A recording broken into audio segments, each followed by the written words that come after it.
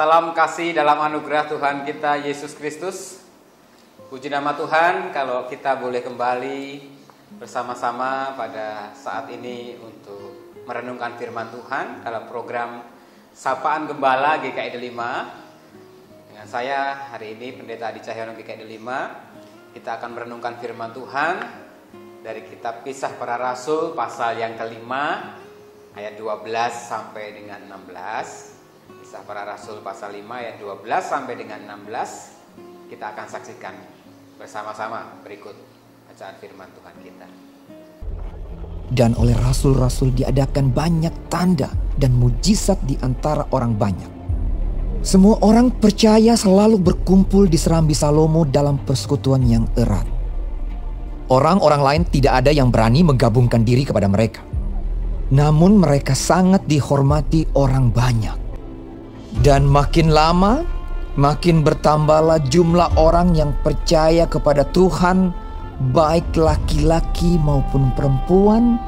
Bahkan mereka membawa orang-orang sakit keluar ke jalan raya dan membaringkannya di atas balai-balai dan tilam, supaya apabila Petrus lewat, setidak-tidaknya bayangannya mengenai salah seorang dari mereka. Dan juga orang banyak dari kota-kota di sekitar Yerusalem datang berduyun-duyun serta membawa orang-orang yang sakit dan orang-orang yang diganggu roh jahat.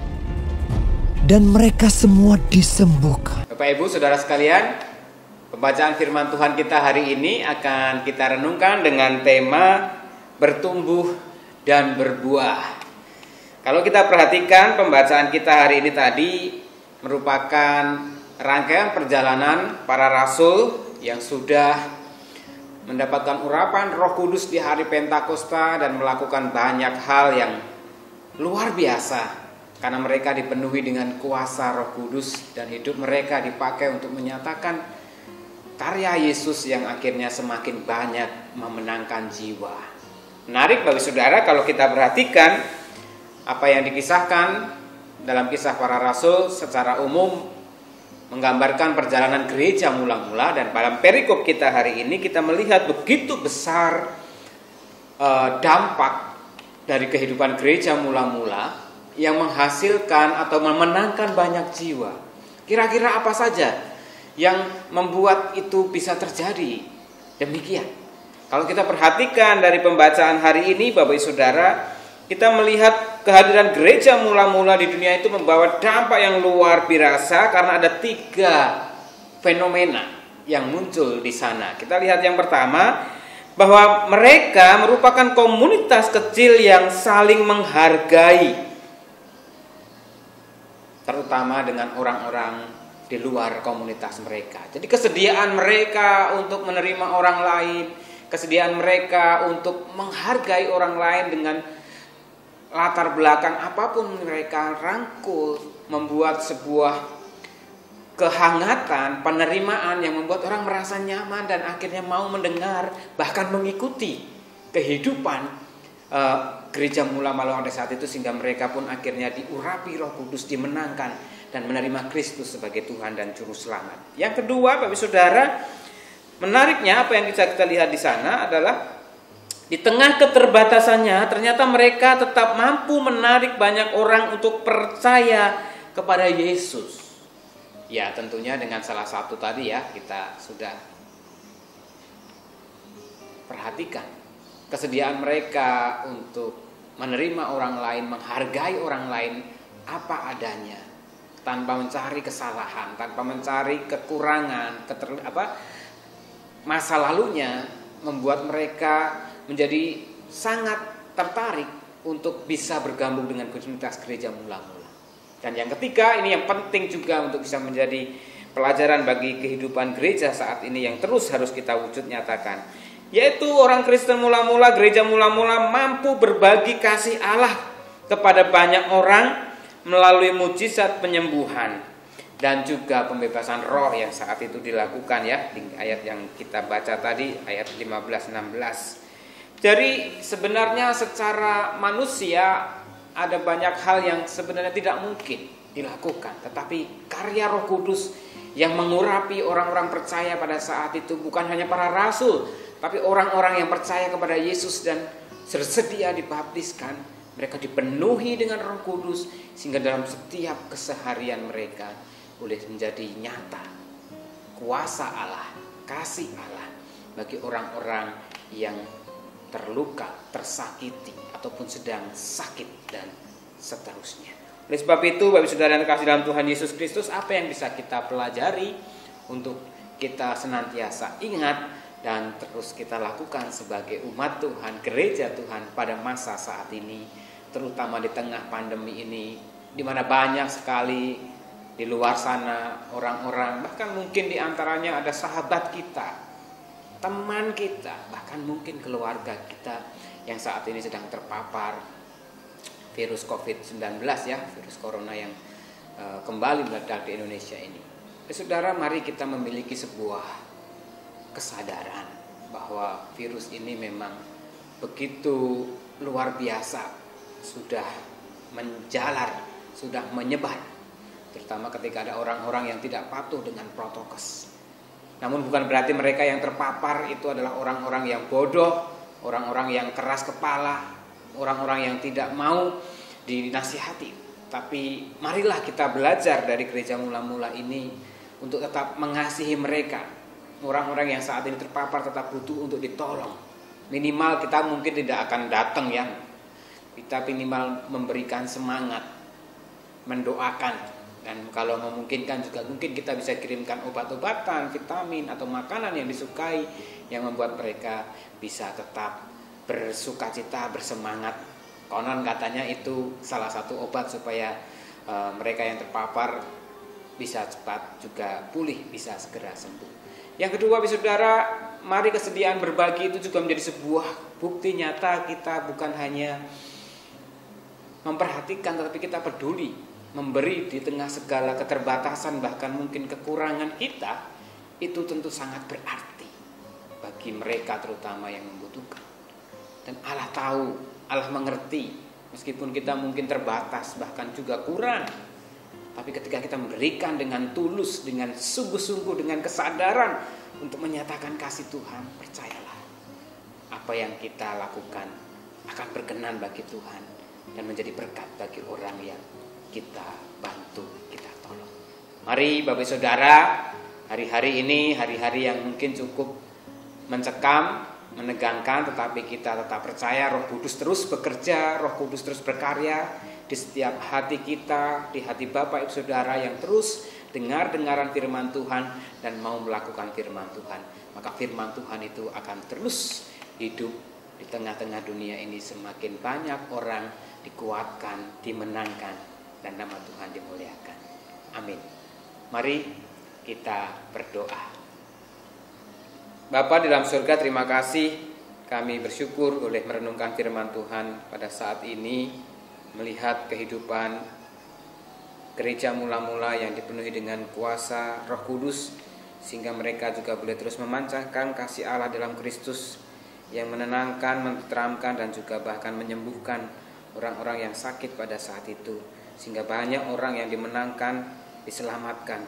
Itulah buah-buah dari karya Roh Kudus dalam hadiri hati orang-orang percaya yang hidupnya sungguh-sungguh menyatakan kasih Allah di tengah dunia ini. Kami rindu juga terus boleh menyatakan karya Roh Kudus itu dalam hidup dan kehidupan kami, seturut dengan berkat dan juga tugas peran kami saat ini masing-masing, baik di dalam keluarga, di dalam gereja, di dalam pekerjaan usaha, maupun di tengah-tengah bangsa ini yang saat ini Tuhan situasi sungguh sangat mencekam dengan banyaknya orang yang terpapar COVID-19 dan harus menjalani perawatan ataupun isolasi.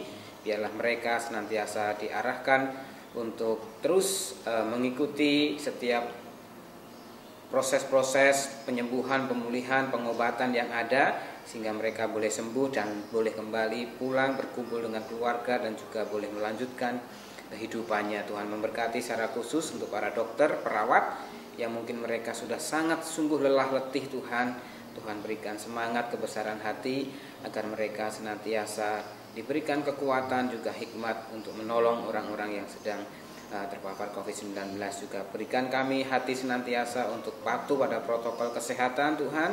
Untuk sebagai bagian kami juga menekan ataupun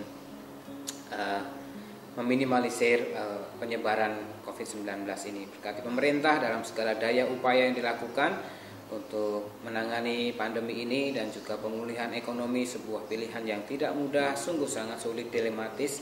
Namun kami percaya pemerintah kami terus akan berupaya memberi yang terbaik. Oleh sebab itu berikan kami hati dan hikmat yang bijaksana untuk semuanya juga boleh mendukung sesuai dengan porsi, peran dan juga kemampuan. Kami terus berdoa untuk anak-anak-Mu yang pada minggu-minggu ini Tuhan menantikan hasil ulangan ataupun nilai-nilai mereka. Berikan mereka senantiasa hati penuh ucapan syukur atas apa yang akan mereka terima, dengan senantiasa boleh menghanturkan atau menyandarkan hidupnya terutama untuk masa depan studi mereka ke depan dengan penuh rasa syukur dan tanggung jawab. Berkati para keluarga, orang tua. Terima kasih ya Tuhan, kami saat ini juga menyerahkan untuk gereja-Mu GKI 5 dengan segala pergumulan yang ada, senantiasa berikan hikmat bijaksana kepada majelis, baik para pendeta, penatua, juga dengan seluruh aktivis.